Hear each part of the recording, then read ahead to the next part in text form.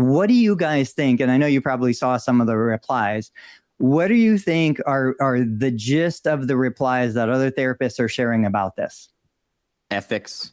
I didn't see this at all. So this is the first time I'm seeing it. I'm assuming there's going to be some hatred just because it is a couple things, a chiro, and it's a different model that we all kind of do. Yes. And most of the therapists in this group are going to be delivering every unit of care or every minute of care or whatever, right? So I'm sure it is negative, and people are saying fraud and call your state department and call the secretary of of fraud. You nailed it. You nailed it. It was, when does he do documentation? Does he have to have an ABN signed? Such fraud. Pre-typed templates, pre-typed phrases. What terrible treatment? Quote, what terrible treatment? How do they know? These are the things. They don't know. What's that? How do they know what terrible treatment? That's a gigantic assumption. So do you want to talk about Stretch Lab, or do you want to go with the example of the chiropractor that stirred the pot? Let me grab the example. So this was shared in my Facebook group the other day. I'm not going to read the whole thing. It's a ton of information. I know there are people listening, not watching, but the gist of it is, Anthony, I know a while back you were talking about hypothetically scheduling Medicare patients every 8 to 10 minutes, only billing a single unit, and then having patients work with a tech or a trainer for a cash price.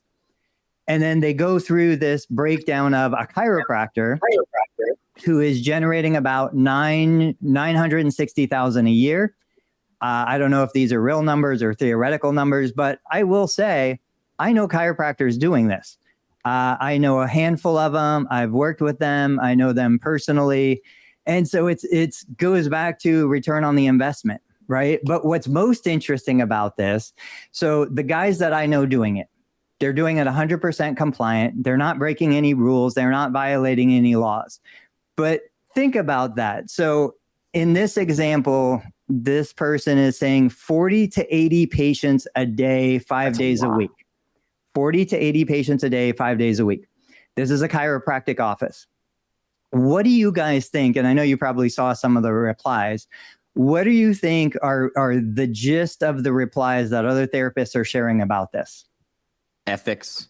I didn't see this at all. So this is the first time I'm seeing it. I'm assuming there's going to be some hatred just because it is a couple things, a chiro, and it's a different model that we all kind of do. Yes. And most of the therapists in this group are going to be delivering every unit of care or every minute of care or whatever, right? So I'm sure it is negative, and people are saying fraud and call your state department and call the secretary of fraud. You nailed it. You nailed it. It was, when does he do documentation?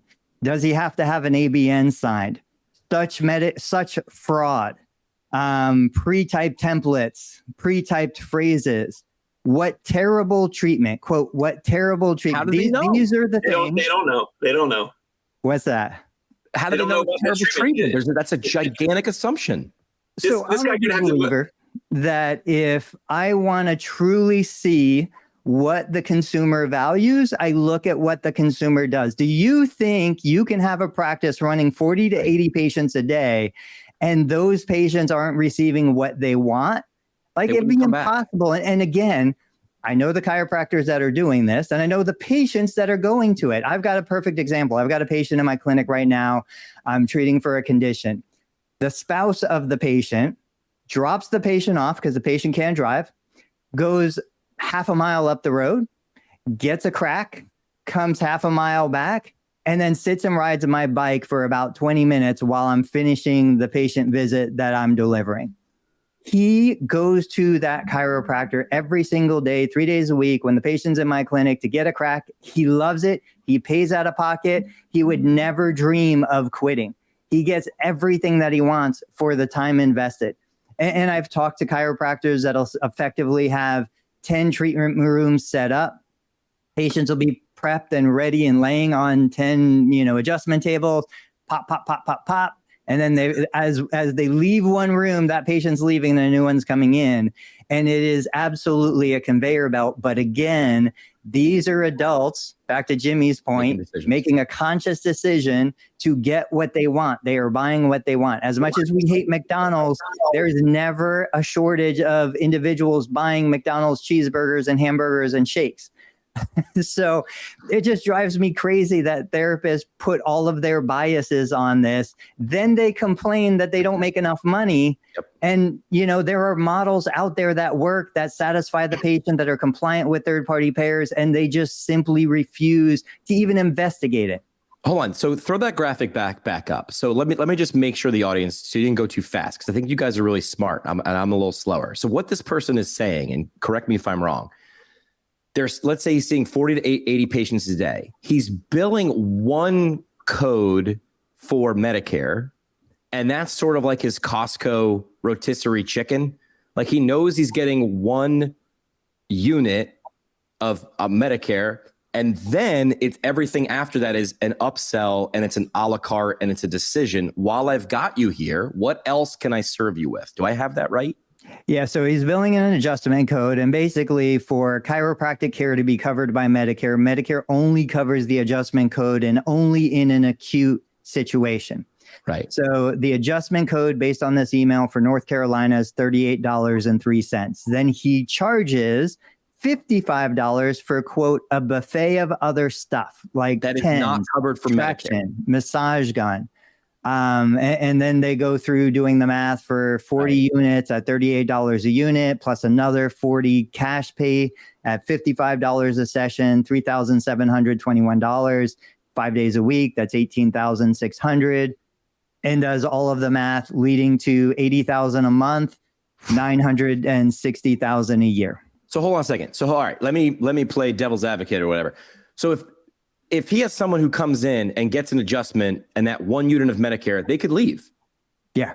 They can walk out the door. Forced to buy the other stuff. Okay. Or so you're like, hey, you're done. FYI, if you'd like this is what this costs. He's told that person in a language that they speak, in words that they understand. If you do this is $55, or you can leave. Do I have that right? Correct. I don't know where the unethicalness comes. Now, you might not like that, but that's not unethical. That's your feeling, thought, and emotion that you are projecting. I'm not saying you need to flip your model. I'm saying, and this goes back to a discussion we had last week, which is, are PTs overeducated or underpaid, right?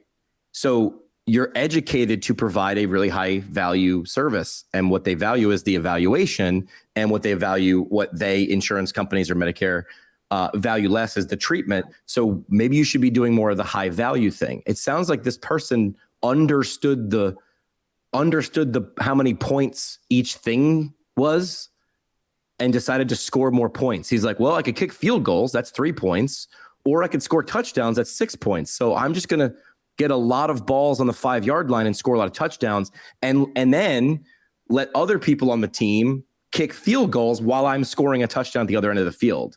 That's how you run up the score, which sounds unethical, except everybody in the room likes it. Or look at this guy's marketing machine.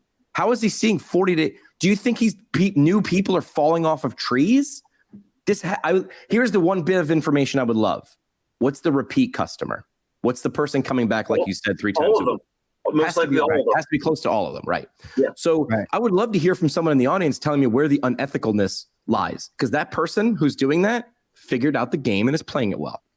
So physical therapists probably that commented, and I don't know because I didn't see this post, but most likely because we all want to do therapeutic exercise and therapeutic intervention and neuromuscular re-ed, right? So we're kind of geared to, get someone independent and empowered, right? This model is just different. This is just a different model. You want to go teach someone how to do, prone press ups and, I don't know, like a hip stretch or whatever, and treat them for 2 to 6 visits or 12 visits or whatever, and then discharge them and say, bye. Like, I hope you have a nice life and hope I never have to see you again, whatever, which by the way is terrible for business. And it's a totally different model. And I want to tip my cap. I want to tip my cap to, this is me. This is not Tony or Jimmy, but I want to tip my cap to the practice owner of this chiro because this, like Tony said about McDonald's, this takes operational excellence. You have to have, like Jimmy said, the marketing machine on the front end, but then the value and the actual deliverable that the patient and the client is getting for this repeat business to actually occur and to potentially be generating 960 grand a year. It has to be a great environment, a great experience. No one's getting burned with hot packs. No one is, getting cursed out. Like, it must be a great environment. That local community values this. They continue to come back. They tell their friends and neighbors about it. And then apparently they're doing 40 to 80 patients a day. That takes a great team. It takes operational excellence. Everyone's dialed in.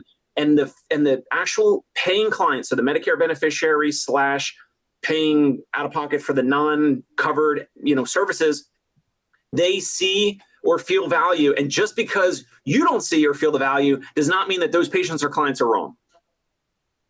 Yeah. Yeah. And so if we want to take this and just kind of borrow from it, this is where I go back to, I've got a lot of amazing therapists in my Medicare group, and I tell them in my course, I'm like, look, I am teaching you guys how to bill Medicare, how to create claims, how to do all this stuff. But at the same time, I need you to understand you have a big target on your back because of the direction you chose to take your practice. These are therapists that chose to be lymphedema therapists, pelvic floor therapists, complex neuro cases, complex amputees.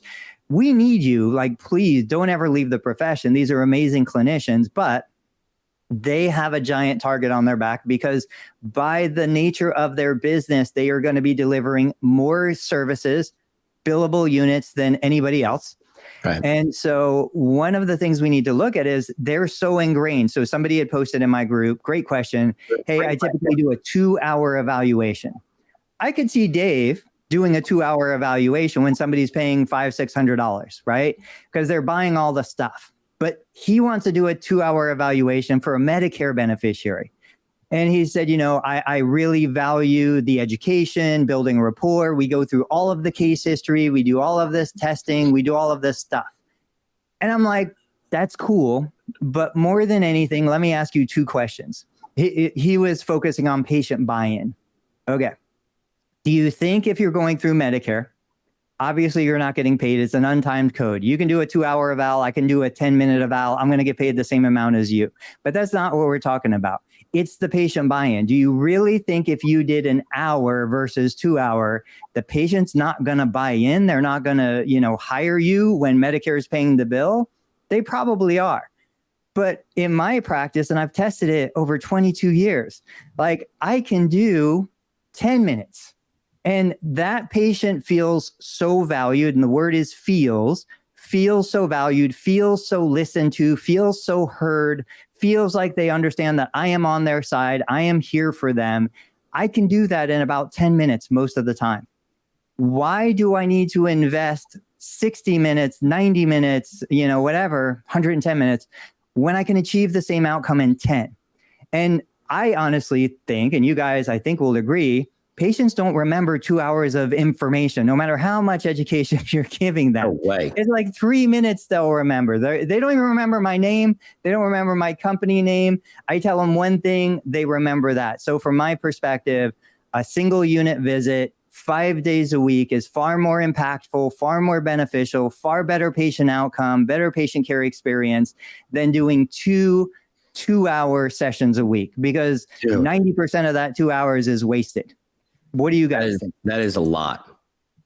That is too much. That is not what the person is looking for. They're looking for a solution. They're focused on the how, like 2 hours. Like, I would love to see it's the law of diminishing returns. Like, after a certain time frame, it doesn't work, right? It's not, you're losing and not gaining. 2 hours. If I went somewhere for 2 hours, I'd be like, I'm not going back. That guy doesn't know what he's doing. It took him 2 hours to do what another person could do in 20 minutes. But what happens is we have confirmation bias. The patients who stay are the ones who love it. The ones who are really staying for the personal attention. Like, yeah, there are people out there who would love to absorb 2 hours of your attention.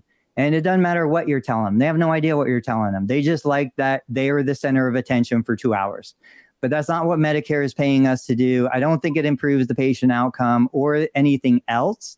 And so it goes back to what are we optimizing for? Yes. You don't have to see 80 patients a day, but I do think there is tremendous value to be delivered. Single unit visits. I work on one functional task, right? Patient comes in, post-op knee replacement. Okay, we've got 20 things that we can work on in this plan of care. Today, we're going to work on independent sit to stand. And for 10 minutes, we do dedicated independent sit to stand. You can ride the bike and you can do the other stuff and you can do your stretches and socialize and hang out with the other 6 to 10 people that are here. But you don't need my billable Medicare time for more than those 10 minutes. Right. But I do need you to come back tomorrow and the next day and the next day. And what happens is most clinics are doing 2 visits a week, 4 unit visits. That's 8 units a week. I get better outcomes with 5 days a week, 1 unit. That's 5 billable units a week. I'm saving Medicare money. I'm getting better outcomes. My patients are enjoying it more and they're building compliance. They're building that muscle to, I do this every day. I'm just going to therapy. This is part of my daily routine. I check so many of the good boxes. And I'm surprised that Tony hasn't mentioned this yet. This Chiro model is probably using the Medicare as the lead generation. Someone calls in, do you take Medicare? Yes, we take it. Let's get you booked, whatever. And then at some point at the eval, or probably not over the phone, but probably in the in-person evaluation, the first visit, because I think did the post say something about $350 for the evaluation? Did you see that? I'll pull it back up. No, so that would have to be out of pocket, right? No. $350 with imaging? Yeah, so Medicare doesn't cover imaging, the cost of imaging. So if they're doing x-rays, that's going to be an out-of-pocket cost. Okay, so anyway, never mind. So this Chiro, this model is basically using Medicare as a lead gen, which Tony has talked about intermittently over the past several years. Like, get these patients in your practice and then say, oh, by the way, you want to hit the golf ball another 50 or 100 yards? Medicare's not paying for that. Oh, you want to walk? You can walk 2 blocks, but you want to be able to walk 10 blocks. Medicare's not going to pay for that. Or you want to go on your vacation in 6 weeks. Medicare's not going to pay for that. That's not medically necessary. So the 1 visit or the 1 unit code, and then the rest is out of pocket. The out of pocket expenditures, as long as those patients like the service, they're not going to call their credit card company and do a chargeback, right? So there's never going to be a retroactive payment taken back by the patients on the private pay cash side. Like it can happen on the Medicare side if you don't have great documentation, you get audited, whatever. So this model, guys and gals, like, why wouldn't you want to model this structure instead of having 4 units? The answer of why people will not take this exact model, screenshot this, and put it into play tomorrow is the same reason. Well, sorry, some people will, and you'll never hear from them in a Facebook group because they're out there succeeding. They're too busy winning. And the reason that the people who are about it won't do it is the same thing. And it's emotional because I feel like I shouldn't be doing this, or I feel like the people who said this is bad care. I would say the best, right? Don't people say what's the best KPI if you could only measure one KPI in your practice? It's completed plans of care or return visits or referring a friend. You don't get to 80 a day without those things. You do not, mathematically. I would love to know a couple things. I would love to know percentage of returns. I would love to know where, there it is. He said it's North Carolina. Doesn't tell me is it a rural area? Is it suburban? Is it urban? I would love to know that. I'm going to guess it's closer to urban because 80 a day, it's a large patient population.